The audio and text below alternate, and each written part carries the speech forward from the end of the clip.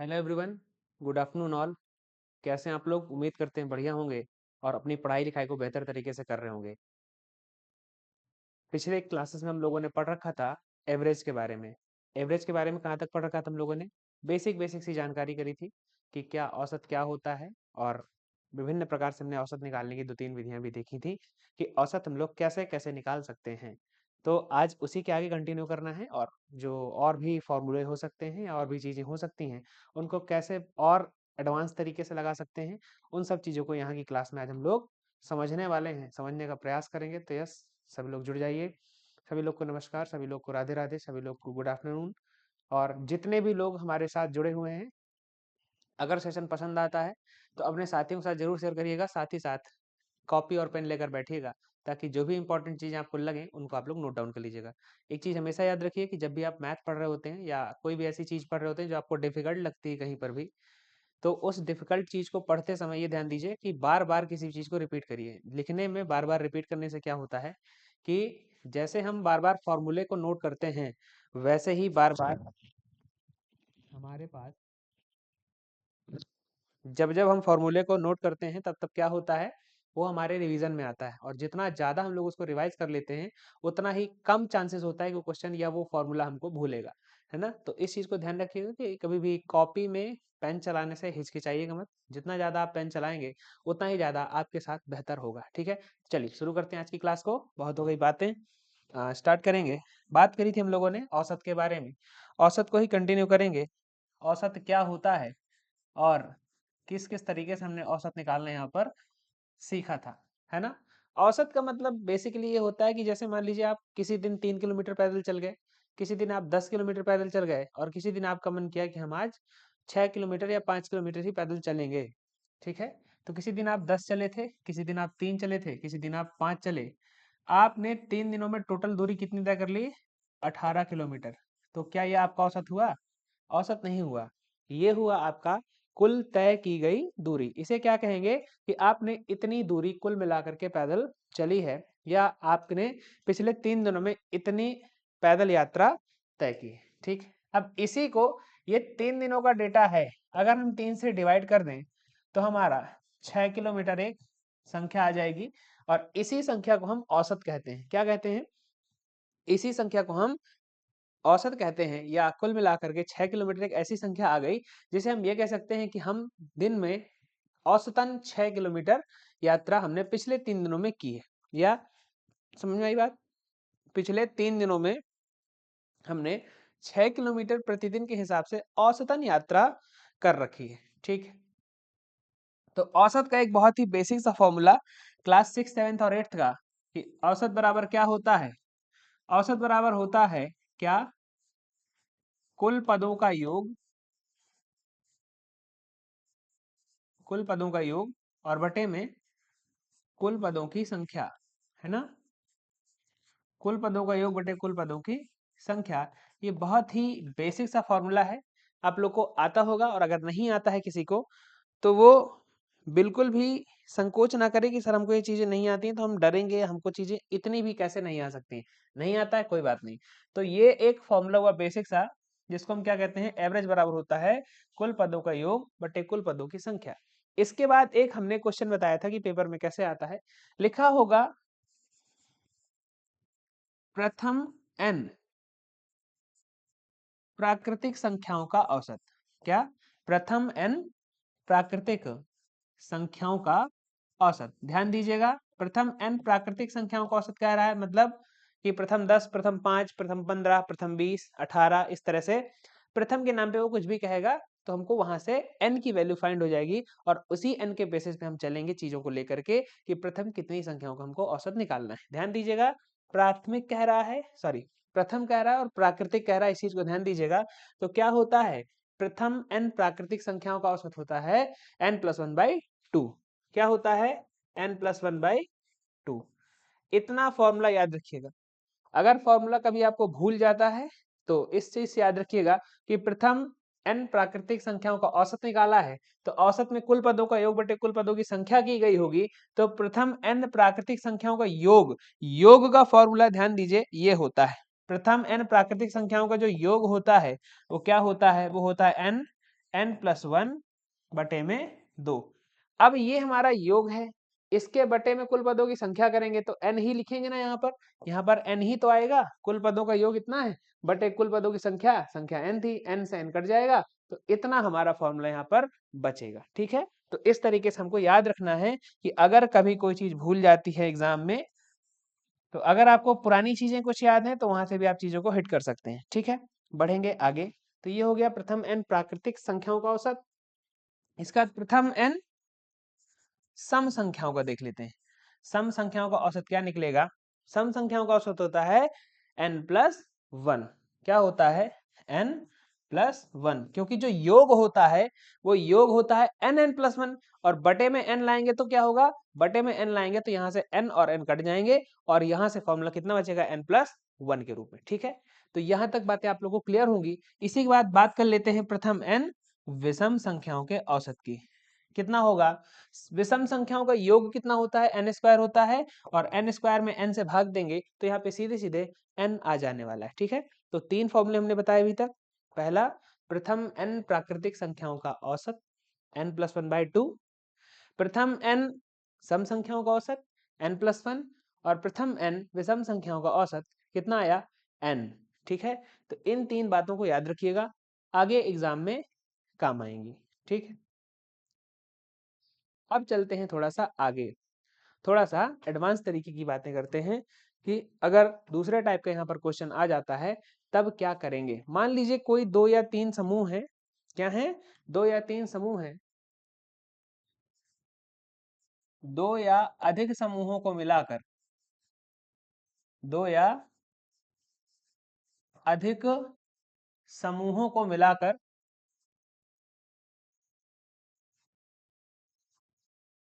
बनाए गए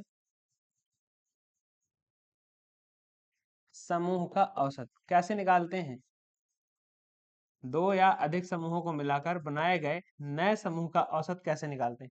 मान लीजिए पहला समूह है जिसका जिसका क्या है? जिसका औसत है, कुछ दिया है, और दूसरा समूह है जिसका भी कुछ औसत है, वो भी दिया हुआ है। तो अब इन दोनों समूहों को आपस में मिला दिया जाता है, तो इस तरह से नया समूह जो बनेगा उसका औसत हम लोग कैसे निकालेंगे? यहाँ पर ध्यान देंगे, कैसे निकालेंगे? लिखते हैं an1 plus bn2 plus cn3 and continue करेंगे इसको, और अपॉन में क्या लिखते हैं? n1 plus n2 plus n3 and so on. जैसे मान लीजिए 4 समूह है, 5 समूह है, 6 समूह है, उनको मिलाकर के कोई समूह बनाया जाता है, तो n1 n2 से लेकर जितनी संख्याएं दी होंगी वहां तक चीजों को हम लोग कंटिन्यू करेंगे। ठीक है, ठीक है ना? इतना यहाँ तक आप लोग चीजों को नोट कर लें। अब करेंगे थोड़े से प्रैक्टिस या क्वेश्चंस की करेंगे समझने की चीजें कि एग्जाम में क्वेश्चन कैसे आते हैं। मान लीजिए लिखा होगा कि प्रथम 50 प्राकृतिक संख्याओं का औसत ज्ञात कीजिए। प्रथम 50 प्राकृतिक संख्याओं का औसत क्या करिए? ज्ञात कीजिए। तो कैसे करेंगे? पीछे हम लोगों ने एक फॉर्मूला पढ़ा है, प्रथम n प्राकृतिक संख्याओं का औसत क्या होता है? n+1/2। यही तो होता है। प्रथम n प्राकृतिक संख्याओं का औसत कितना होता है? n+1/2। तो n का मान कितना है? यहाँ ध्यान देंगे, 50 है। n का मान कितना है? 50 है। यहाँ लिखेंगे 50 प्लस 1 और बटे में 2 कितना हो जाएगा? 50 और 1 हो जाएगा 51, बटे में 2 लिखा है, कितना हो जाएगा? 25.5। ये हमारा क्या होगा? इसका औसत आ जाएगा। ठीक है, ठीक है ना? तो इस तरीके से कोई क्वेश्चन अगर आता है कि प्रथम n विषम, प्रथम n सम, या प्रथम n प्राकृतिक, या प्रथम n वर्ग की संख्याओं का औसत ज्ञात कीजिए, या घन की संख्याओं का औसत ज्ञात कीजिए, तो कैसे निकालते हैं? इस तरीके से हम लोग निकाल लेंगे। अब मान लो ऐसा क्वेश्चन दूसरा टाइप का आ जाए, सेकंड टाइप का क्वेश्चन कैसे आ सकता है? सेकंड टाइप का क्वेश्चन ऐसे आएगा, लिखा होगा 1 3 5 7 9 13 15 17 कंटिन्यू करेगा, कहां तक जाएगा? मान लेते हैं कि ये 31 तक गया। ये सारी कैसी संख्याएं देखने में दिख रही हैं? ये सारी संख्याएं जो हैं, ये सारी संख्याएं विषम संख्याएं। ध्यान से देखिएगा, ये सारी संख्याएं कैसी हैं? विषम संख्याएं हैं। यस, सारी कैसी हैं, विषम संख्याएं हैं और कहां तक हैं, 31 तक हैं। तो क्या इसमें n की वैल्यू 31 है? 31 नहीं है। क्यों नहीं है? क्योंकि इसके बीच में कुछ विषम संख्याओं के अलावा साथ साथ में सम संख्याएं भी हैं।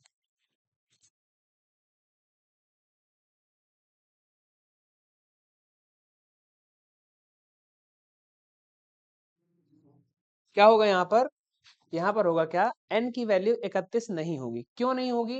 क्योंकि बीच में 2 भी होगा, 4 होगा, 6 होगा, 8 होगा, 10, 12, 14, 16 और इस तरह से 30 तक की संख्याएं बीच में होंगी। तो अब हम इसमें n कैसे पता करें?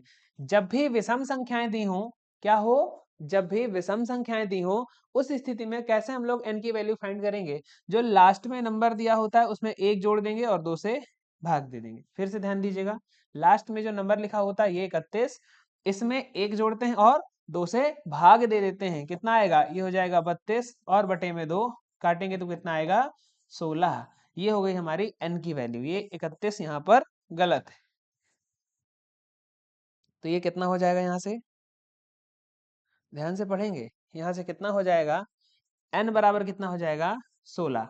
अब हमको पता चल गया प्रथम 16 विषम संख्याओं का औसत ज्ञात करना है।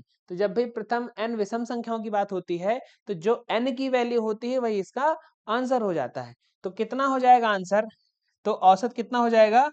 औसत बराबर भी कितना हो जाएगा? औसत बराबर भी कितना हो जाएगा? 16। सबसे आसान और सबसे रिलायबल आंसर इसका आता है। विषम संख्याओं के औसत के बारे में जब भी पूछे तो जितनी संख्याएं दी हो, क्या है, जितनी भी संख्याएं दी हो उतना ही उसका आंसर हो जाता है। लेकिन कंडीशन क्या है कि विषम संख्याओं के बारे में पूछ रहा हो।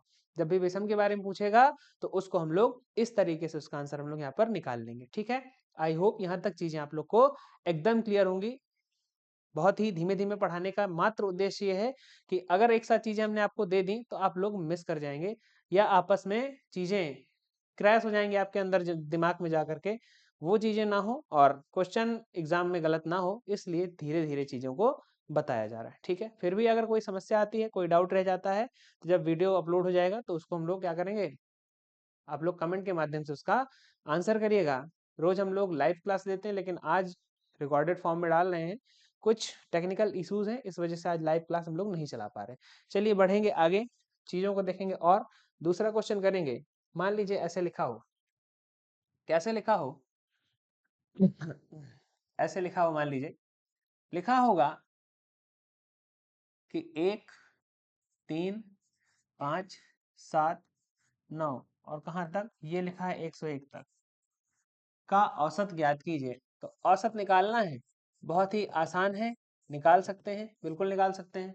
इसके अलावा दूसरा क्वेश्चन लिख लेते हैं 2, 4, 6, 8, 10, 12, 14, 16, 18 और डॉट डॉट करके कहाँ तक लिखा है, ये लिखा है 50 तक। अब दोनों ही तरीकों में हमको n नहीं पता है। यहाँ पर ध्यान से देखेंगे, इसमें भी n नहीं पता है और इसमें भी n नहीं पता है। इस वाले का n कैसे निकालना सिखाए हैं अभी हम। इस वाले का n कैसे निकालते हैं, अगर लास्ट में विषम संख्या है तो इसमें जोड़ते हैं 1 और भाग दे देते हैं 2 से। कितना आ जाएगा आंसर इसका? आ जाएगा 51। n बराबर कितना आ गया यहाँ से? n बराबर कितना आ गया? 51 आ गया। और विषम संख्याएं हैं तो विषम संख्याओं का औसत कितना होता है? विषम संख्याओं का औसत कितना होता है? तो औसत बराबर n होता है। तो कितना आ गया यहाँ से? 51 इसका उत्तर हो जाएगा। यहीं पर दूसरा क्वेश्चन जो लिखा हुआ है, दूसरे क्वेश्चन पे फोकस करिएगा। लेकिन ये कैसी संख्याएं हैं? ये संख्याएं कैसी हैं? ये संख्याएं सम संख्याएं हैं, या इसी को हम लोग इवन नंबर्स कहते हैं। क्या कहते हैं? Even numbers. तो ये इवन नंबर्स लिखे हैं। अब यहाँ पर ध्यान देंगे, यहाँ पर ध्यान देने वाली बात यह है कि इसमें कैसे n की वैल्यू पता करें। ये तो ऑलरेडी इवन नंबर है तो इसमें कुछ नहीं करते, सीधे बाई 2 करते हैं। तो n बराबर कितना आ जाएगा? 50/2 इक्वल्स टू कितना? 25। तो n बराबर यहाँ से कितना हो जाएगा? 25 इसका उत्तर हो जाएगा। अब आ गया क्या कि n बराबर तो हमको मिल गया, क्या है, n बराबर मिल गया, लेकिन एवरेज बराबर क्या होता है? Average of an even numbers क्या होता है? n+1 होता है। कितना होता है? n+1 होता है। तो n+1 लिखेंगे यहाँ से, कितना हो जाएगा? 25 प्लस 1 बराबर 26। ठीक है, तो ये हमने निकाल लिया क्या, एक सम संख्याओं वाला और एक विषम संख्याओं वाला। साथ ही साथ देखेंगे कि यहाँ से हमने प्राकृतिक संख्याओं वाला, प्रथम n सम संख्याओं का और प्रथम n विषम संख्याओं का औसत निकालना यहाँ पर हम लोगों ने सीख लिया है। किसी को अगर नोट करना है वो नोट कर सकता है।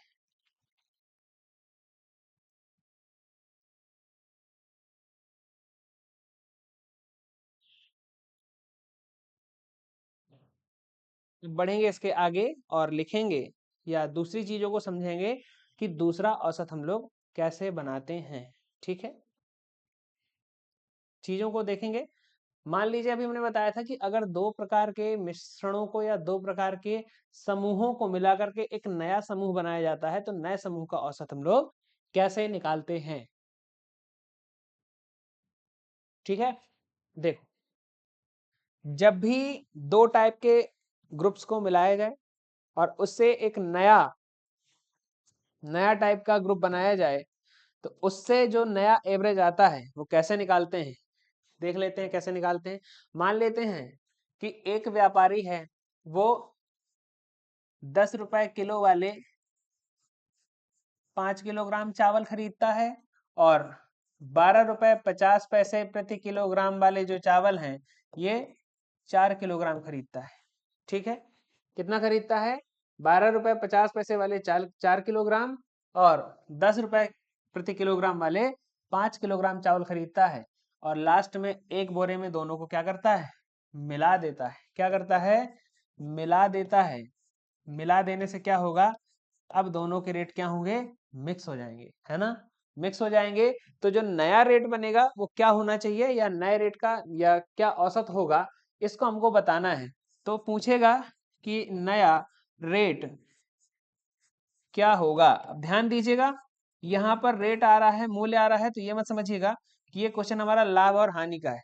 लाभ और हानि का कतई नहीं है, ये केवल एक नॉर्मल सी बात कह रहा है कि अगर इतने किलो चावल इतने रेट के हैं और इतने किलो चावल इतने रेट के हैं, दोनों को अगर मिला देता है तो जो नया रेट बनेगा वो क्या बनेगा। हमको ये बताना है कि नया रेट ऐसा होगा जिसमें उसको ना तो लाभ हो ना तो हानि हो। तो कैसे निकालते हैं, 10 रुपए किलो वाले कितने चावल खरीदता है, वो 5 किलो। तो 10 गुणे 5 कर देंगे, प्लस 12 रुपए 50 पैसे वाले कितने खरीदता है, 4 किलो। तो 12 रुपए 50 पैसे गुणे 4 बटे N1 और N2 को नीचे ऐड करते हैं तो एक N ये है एक N ये है, तो यहाँ 5 और यहाँ पर 4। कुल पदों का योग किया, कुल पदों की संख्या ली, तो कुल पद कितने होगा, यहाँ पर ये हो गया, यहाँ पर ये हो गया, बटे में संख्या ली ये और इसके लिए ये, कितना आएगा, कितना आएगा यहाँ से, 10 × 50, 12 चौक 48 और ये 50 हो जाएगा। ये कितना हो जाएगा, 5 और 4 9। कहने का मतलब कितना हुआ, 100/9 हुआ। ये देखो, इस चावल का रेट था और ये इस चावल का रेट था। टोटल पैसे इसमें इतने लगे, इसमें इतने लगे, चावल कितना आया, 9 किलो। तो 1 किलो का रेट कैसे निकालेंगे, कुल पदों का योग बटे कुल पदों की संख्या से। तो कितना आ जाएगा, ये आ जाएगा 9 × 9, फिर 9 × 9, 9 × 9, 9 × 9, मतलब 11 रुपए 11 पैसे प्रति किलोग्राम की दर से अगर वो बेचता है तो इस सिचुएशन के लिए उस पर ना लाभ होगा और ना हानि होगी। ठीक है, अब अगर मान लेते हैं कि इसी टाइप का क्वेश्चन आया होता, क्या है, इसी टाइप का क्वेश्चन आया होता और इसको ही आगे बढ़ाना होता तो हम क्या करते हैं ना। तो ध्यान देंगे, मान लीजिए वो कहता कि अगर वो 15 रुपए प्रति किलोग्राम की दर से बेच दे तो उसको क्या होगा, प्रॉफिट होगा कि लॉस होगा। देख लीजिए, ये हमारा सेलिंग प्राइस कॉस्ट प्राइस है और वो पीछे वाला 15 जो है वो हमारा सेलिंग प्राइस है। इन दोनों से हमें क्या सिचुएशन देखने को मिलता है, यहाँ से हमको देखने को ये मिलता है कि उसको प्रॉफिट की कंडीशन यहाँ से हो रही है ना। चलिए बढ़ेंगे आगे, लगाएंगे अगले क्वेश्चन को।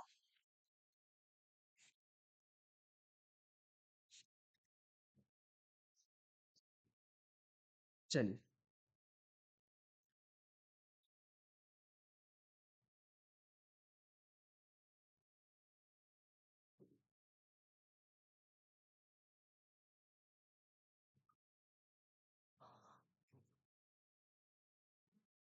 लिखेंगे एक लास्ट, एक थोड़ा सा क्वेश्चन है कि 5 संख्याओं का योग 250 है। क्या है? 5 संख्याओं का योग 250 है। औसत ज्ञात कीजिए। कितना कह रहा है? 5 संख्याओं का योग 250 है। इसको छोटा कर लेते हैं।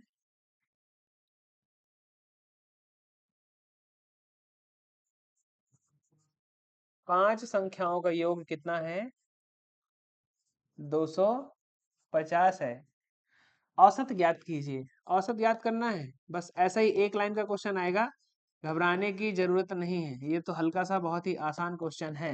देखेंगे औसत क्या होता है। औसत होता है कुल पदों का योग बटे में कुल पदों की संख्या। तो एवरेज बराबर क्या हो गया? कुल पदों का योग। तो कुल पदों का योग हो गया और बटे में कुल पदों की संख्या लिखते हैं। कुल संख्या लिखते हैं यहां से, है ना। तो कुल पदों का योग कितना होना चाहिए? हमें पता है 5 संख्याओं का योग कितना है? 250। सीधे सीधे हमारा आंसर लिखा हुआ है। और संख्याएं कितनी हैं? 5 लिखी हैं। क्यों? क्योंकि 5 संख्याओं का है, बटे में 5 लिख देंगे। 5 से काटेंगे, 5 पच्चे 25, जीरो लिखा है। कितना हो जाएगा एवरेज हमारा? 50। यहाँ से आंसर आ जाएगा। ठीक है, नोट कर लीजिए। फिर इसके बाद बढ़ेंगे अगले क्वेश्चन पे।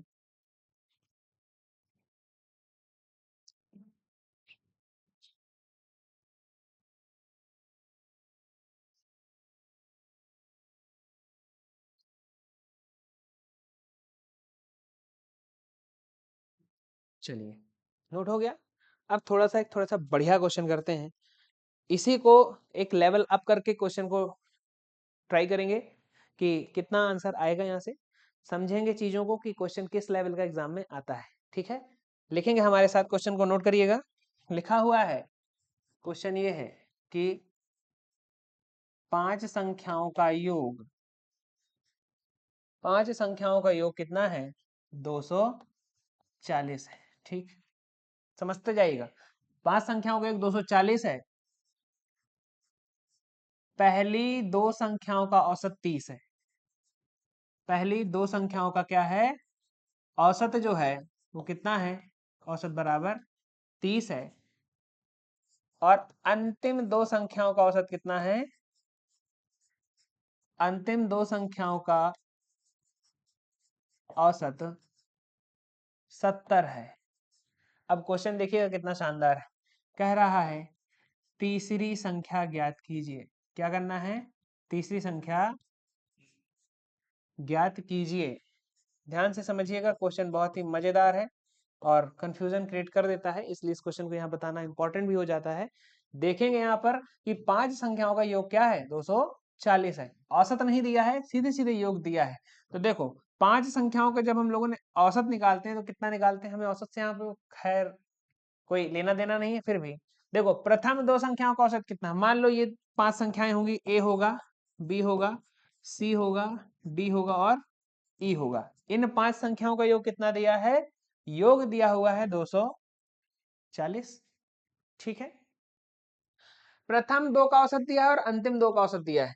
मतलब इन दोनों का औसत दिया हुआ है और इन दोनों का औसत दिया हुआ है। तो जब इन दोनों का औसत निकालेंगे तो दो पद हैं, बटे में दो जाएगा। यहाँ है, बटे में दो जाएगा। एवरेज कितना दिया है? एवरेज बराबर दिया है इसके लिए 30 और इसके लिए दिया हो कितना? 70। तो a प्लस बी की वैल्यू यहाँ से निकल सकती है, बिल्कुल निकल सकती है।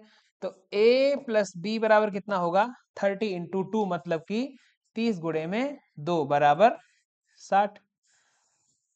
a प्लस बी की वैल्यू कितनी आ गई? 60 आ गई। क्यों आ गई? क्योंकि इन दोनों का टोटल करेंगे तो 60 आएगा, 60 से 2 से भाग देंगे तो 30 आएगा। अभी हमको संख्याएं नहीं पता है कि संख्याएं क्या हो सकती हैं। हो सकता है कि वो 59 और 1 हो सकता है वो 30 और 30 हो सकता है वो 20 और 40 हो। तो ये प्रोबेबिलिटीज कुछ भी हैं, लेकिन योग पूछ रहा है तो सम कितना आ गया? 60 आ गया। इसी तरह से d प्लस ई की वैल्यू कितनी आ जाएगी? आ जाएगी 70 गुणे 2 बराबर कितना? 140। हमें नहीं पता d की वैल्यू क्या है और e की वैल्यू क्या है, लेकिन d प्लस e की वैल्यू कितनी है? 140 यहां से आएगी। ठीक है, अब देखो हमें पूछ रहा है c की वैल्यू कितनी होगी। इसका प्लस इसका कितना है? टोटल दिया है 240।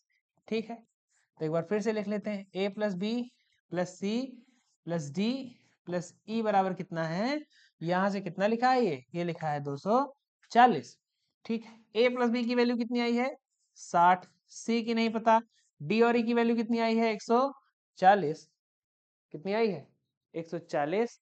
अब इन दोनों को यहीं पर टोटल कर लेंगे, कितना दिया है, इसके टोटल दिया है 240 के बराबर।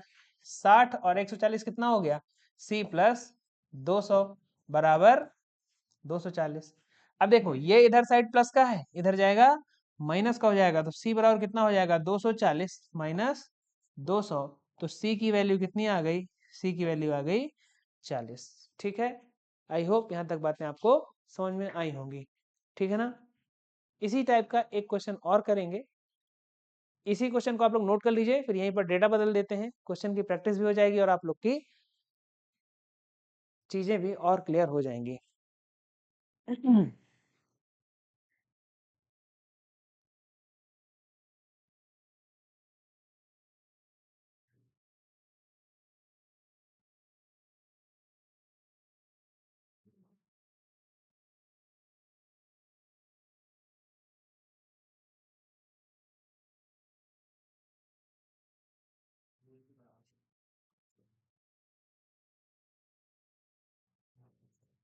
ठीक है, बदल दें डेटा। देखो यहां पर लिखना है 5 संख्याओं का योग 240 नहीं है। अब ये योग हो गया कितना, ये हो जाएगा यहाँ पर 640। यदि पहली दो संख्याओं का औसत कितना हो, यदि पहली दो संख्याओं का औसत कितना हो 130 हो, कितना हो 130 हो, और अंतिम दो संख्याओं का औसत कितना हो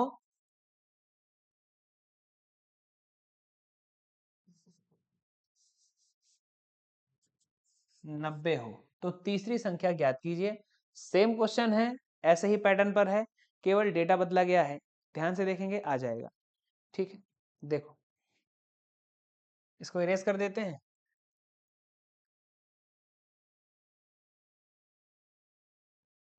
गया।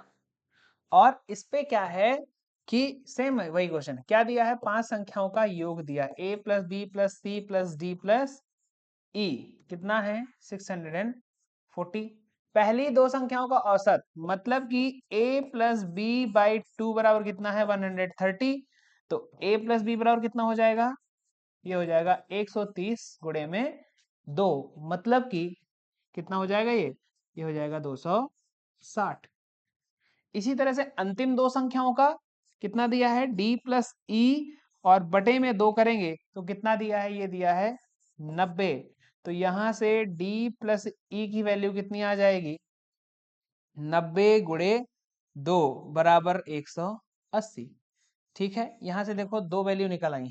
अब यहां पर हमको क्या करना है, यहां पर वैल्यू को रख देना है, वैल्यू रखेंगे तो कितना आएगा a plus B plus C plus D plus E बराबर 640। कितना होगा, a प्लस बी की वैल्यू कितनी है, a प्लस बी की वैल्यू कितनी है, a प्लस बी की वैल्यू कितनी है, ध्यान दीजिएगा, a प्लस बी की वैल्यू कितनी थी 260, प्लस सी की नहीं पता, d और e की वैल्यू कितनी आई है 180, बराबर कितना दिया है 640 के। ठीक है, फिर से लिख देते हैं 180 बराबर 640 के। अब यहां से ये दोनों को जोड़ेंगे कितना आएगा, 0 और 0 0, 8 और 6 14 की 4, 2 1 3 और 1 4, प्लस सी बराबर कितना है 640 के, तो सी बराबर कितना होगा 640। यहाँ ध्यान देंगे ये प्लस का है, इस साइड जाएगा माइनस का हो जाएगा, ये हो जाएगा 440। कितना बचेगा यहाँ से, यहाँ से बचेगा 0 0 0, 4 में 4 गया 0 और 6 में 4 गया 2, मतलब सी की वैल्यू कितनी आ गई 200 आ गई। आई होप यहां तक की बातें जो आपको बताई गई हैं, जो चीजें समझाई गई हैं, क्लियर होंगी।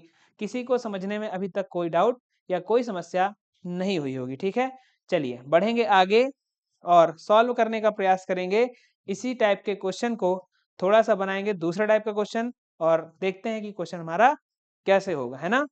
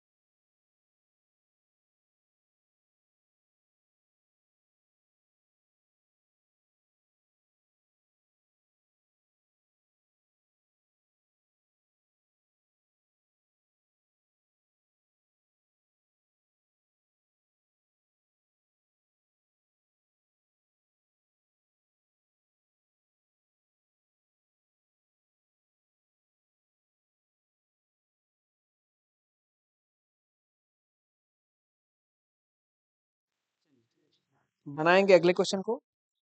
थोड़ा सा 1 मिनट का मैं पानी पीने चला गया था, उसके लिए आई एम सॉरी। बढ़ेंगे अगले क्वेश्चन पे, देखेंगे कि दूसरे टाइप का क्वेश्चन हमारा कैसा आता है। लिखा रहता है, नेक्स्ट टाइप का क्वेश्चन करेंगे।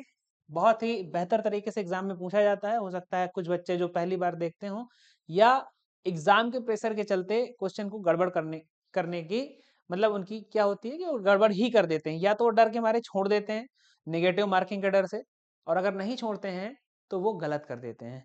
समझने वाली बात है, बहुत ही कठिन नहीं है, थोड़ी थोड़ी सी चीजें हैं। अगर एक बार समझ में आ गया तो फिर कभी कॉन्सेप्ट आपका जाएगा नहीं। क्वेश्चन लिखा होता है ऐसे कि दिया होगा ए व बी का औसत, ए और बी का औसत बराबर 20 है। इसी में दूसरा करेंगे, बी और सी का औसत कितना है, 19 है। और तीसरी लाइन लिखी होगी सी और ए का औसत 21 है।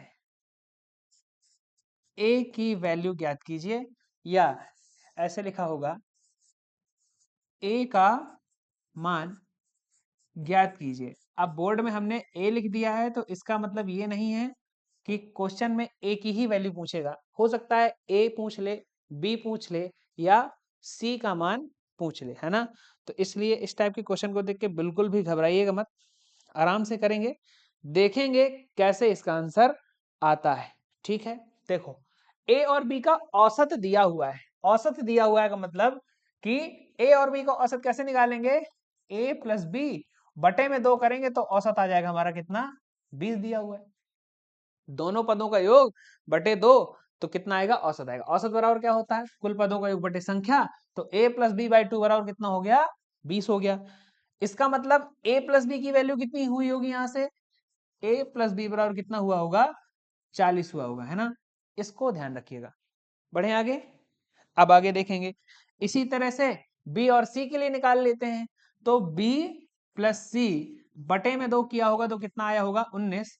तो b प्लस सी बराबर कितना हो गया, 19 दूनी 38। ठीक, तो ये a प्लस बी बराबर कितना आया, a प्लस बी बराबर आया 40, b प्लस सी बराबर कितना आया, 38। अब इसी तरह c और a का देख लेते हैं। c और a क्या कहते हैं, c और a का जो औसत है वो कितना है, 21 है। तो यहां से c प्लस a की वैल्यू कितनी आएगी, 21 दूनी 42। ठीक है, तो ये हो गया c और a की वैल्यू। अब यहां तक तो निकालना आसान था। इसके आगे क्या करते हैं, आगे ये करते हैं कि देखो यहां पर क्या लिखा है, अगर हम सबको जोड़ दें a प्लस बी प्लस सी और c प्लस ए को आपस में जोड़ दें तो कैसे आएगा, यहां पर क्या आएगा, यहां पर आएगा a plus B plus B plus C plus A, यही तो आएगा। हमने इन तीनों को आपस में जोड़ दिया ना, तो कितना आएगा, ये देखो ये कितना हो जाएगा, यहाँ से 40, 38 और 42 कितना हो जाएगा, 40 प्लस 38 प्लस 42। देखेंगे यहाँ पर ध्यान से, एक ए ये है और एक ए ये है, मतलब ये कितना हो जाएगा, ये हो जाएगा 2a प्लस, फिर देखिएगा ध्यान से, बी है कितना हो जाएगा, 2b प्लस ये सी है और ये सी है, कितना हो जाएगा 2c बराबर, इन तीनों को ऐड करेंगे तो 2 और 8 10 की 0, 1 4 4 8 और 4 12, कितना हो गया 120 के बराबर। अब यहाँ देखने वाली बात यह है कि यहाँ भी 2 है, यहाँ भी 2 है और यहाँ भी 2 है, दोनों से 2 कर लेंगे कॉमन, कितना बचेगा, अंदर बचेगा a plus B plus C is equals to 120। ये सिंप्लीफाई हो जाएगा, कितना बचेगा, a plus B plus C बराबर कितना होगा, 60। अभी भी हमको a की वैल्यू नहीं पता चली, ध्यान देना, हमको a की वैल्यू निकालनी है। b प्लस सी की वैल्यू अगर कहीं लिखी हो, b प्लस सी की वैल्यू कहीं अगर दिख रही हो, देखो ध्यान से, ये लिखा है b प्लस सी बराबर 38। तो यहां से क्या कर दें कि अगर यहां पर क्या कर दें, a प्लस इसकी जगह 38 लिख दें, किसकी जगह, b और c की जगह, तो कितना हो जाएगा, ये हो जाएगा a प्लस 38 बराबर 60। तो 60 में से 38 को माइनस कर लेंगे तो a बराबर कितना आ जाएगा, a बराबर कितना आ जाएगा, 2 40 और 2 20, मतलब कि a का मान कितना आ जाएगा, यहाँ से 22 आ जाएगा। सपोज करो यहाँ पर b की वैल्यू पूछा होता तो a प्लस सी की वैल्यू ये थी, 42 लिख देते। सी की वैल्यू पूछे होता तो a प्लस बी की वैल्यू 40 थी, यहां से सी की वैल्यू। कहने का मतलब है वो चाहे a पूछे, बी पूछे या सी पूछे, तीनों में से कुछ भी पूछे, अगर हमको एक टाइप का आंसर निकालना आता है तो दूसरे टाइप का आंसर भी हम लोग बहुत ही बढ़िया तरीके से यहाँ पर निकाल ले जाएंगे। ठीक है, यहाँ तक किसी को कोई डाउट, कोई समस्या, कोई परेशानी, कोई दुख तकलीफ हो तो अभी बता दें, आगे फिर दूसरे टाइप का क्वेश्चन हम इसके आगे कंटिन्यू करेंगे। ठीक है, नोट कर लीजिए, जिसको नोट करना है नोट कर ले, स्क्रीनशॉट लेना चाहे वो स्क्रीनशॉट ले लें।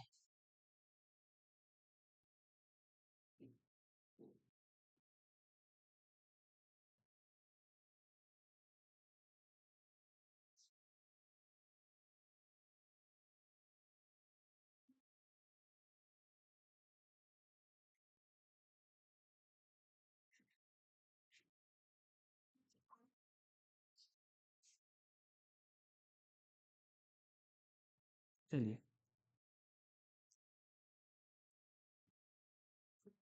क्लियर है चीजें,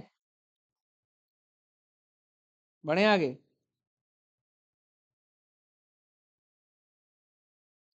एक क्वेश्चन और करते हैं।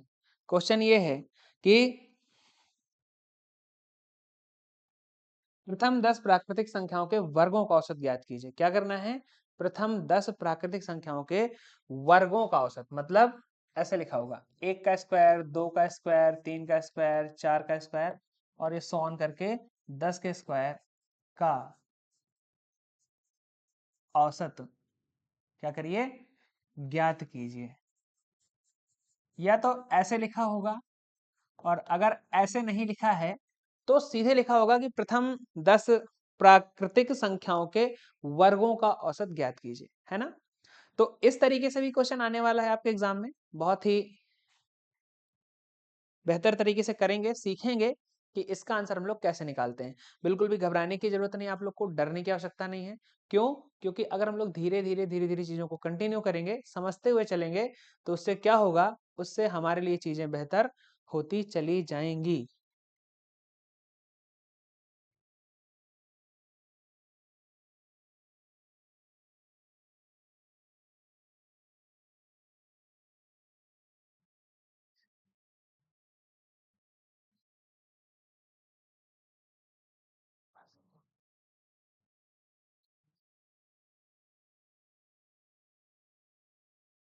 यहाँ रखो। हाँ।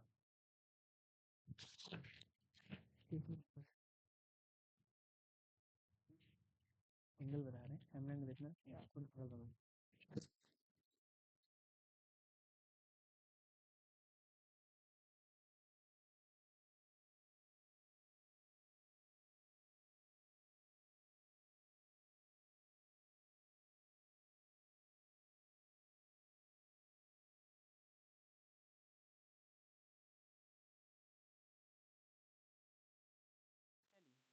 क्या है, क्वेश्चन इस टाइप से आता है कि 1 से लेकर या 10 तक या प्रथम 10 प्राकृतिक संख्याओं के वर्गों का औसत ज्ञात कीजिए। तो वर्गों का औसत निकालने के लिए क्या करना पड़ेगा? कुल पदों का योग क्या होता है? कुल पदों का योग और बटे में कुल पदों की संख्या। यही तो करते थे शुरू से लेकर अभी तक, हम लोगों ने औसत में क्या किया है? कुल पदों का योग और कुल पदों की संख्या। अब योग के लिए हमको एक चाहिए फॉर्मूला। फॉर्मूला होता है